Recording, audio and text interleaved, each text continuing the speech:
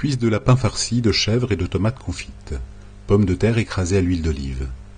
Des saveurs provençales pour ce plat très original. La farce et le mode de cuisson très particulier permettent d'obtenir une viande très onctueuse. Cette recette de Flora Mikula, chef du restaurant Les Saveurs de Flora à Paris, vous sera présentée par Stéphane.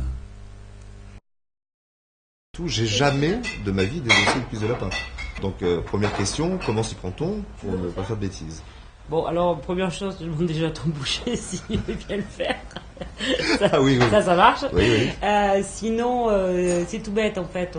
La cuisse, c'est comme que ça soit un gigot ou une cuisse de lapin, c'est fait de la même façon, quoi. Un gigot d'agneau. Oui, oui. Il y a c'est en deux parties. Donc, ce qu'il faut, c'est dans le côté le plus charnu, c'est-à-dire le haut de la cuisse.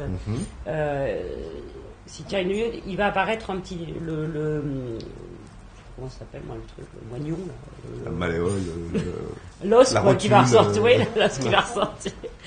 Donc ça, avec la pointe du couteau, tu vas gratter et tu vas faire descendre la partie charnue D'accord. sur l'os, comme ça. Comme un manchon de poulet, en fait. Oui, d'accord, Et d'accord. tu vas faire glisser cette viande, et là, clac, d'un coup sec, Faut tu casser. vas casser le cartilage. Donc ça veut dire qu'on laisse par contre l'os dans la partie inférieure. Oui, ça parce qu'il n'y a pas grand chose, c'est sur le Oui. petit bout de la cuisse, il n'y a pas Oui. grand chose. Donc, alors nous on fait des cuissons sous vide, mais bon, à la maison tout le monde n'a pas, Maison sous vide. n'a pas Cuisson sous vide. de machine sous vide, Ouais. de cuisson, voilà. Donc en fait, souvent ce qu'on reproche au lapin, c'est qu'il est sec. C'est toujours, on Oui, dit, ouais, oui. le fer du lapin, c'est C'est toujours vrai. sec. Que si on le cuit à la vapeur, ça va attendrir les chairs, ça va cuire tout doucement. Oui.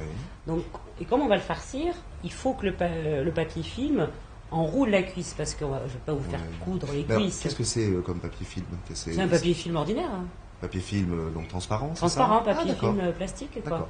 Donc on fait sa farce à base de chèvre, de basilic, Voilà. voilà. Toujours aussi on met un peu de pignon, quelque chose comme ça pour donner un peu de consistance. Voilà.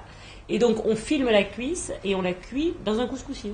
Si on n'a pas de four vapeur. Tout simplement. Voilà. D'accord. Dans le haut du couscoussier. Voilà, et on farcit à la place de l'os en fait. Voilà, par on met la place farce. des- Voilà. Donc ça peut être aussi une farce à base de légumes, un autre fromage que le chèvre, voilà, mascarpone, ce qu'on veut. D'accord. Et après, si le côté blanc nous dérange de la chair du lapin en fait, parce que vapeur ça va pas colorer, on peut la saisir. C'est-à-dire dans D'accord. une poêle. Avant tout- ou après? Après cuisson, d'accord. après la vapeur. On enlève évidemment le papier film et on C'est saisit à forte température Oui, dans oui, une oui, je poêle, vois, un aller-retour. on adore, quoi. Et voilà, et là on a ce petit côté croustillant. Oui, voilà. oui, oui. Mais c'est bien aussi juste vapeur, ça te donne un côté un peu différent au lapin. Alors j'ai vu que par ailleurs on mettait du jus, Oui. hein, du jus de viande. Donc bon, quand on est restaurateur, on a du jus de viande, on en a à disposition, à foison. Nous, chez nous, qu'est-ce qu'on a à la maison? On va chez l'épicier, on achète du fond de veau déshydraté. Enfin, ça va pas aller là. Comment Eh ben, c'est vraiment important pour faire un petit jus, on a les petits os de lapin qui restent. Ah. Voilà. Donc comment on et fait? puis si on est copain aussi avec le boucher, on lui demande 2-3 têtes de lapin ou Oui. des avants ou des choses comme ça. Il a toujours des os. On fait revenir ces os donc à forte température avec un peu d'huile. On met une carotte, un oignon, une tête d'ail, Comme un un petit peu, bouillon, quoi. voilà, un petit bouquet garni. D'accord. On mouille ça au vin blanc et à l'eau et on a un petit jus qui mijote.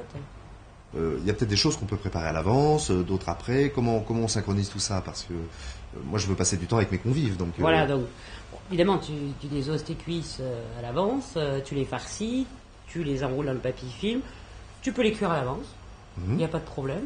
Et si tu veux les avoir légèrement colorés, ben, tu les poêles au dernier moment.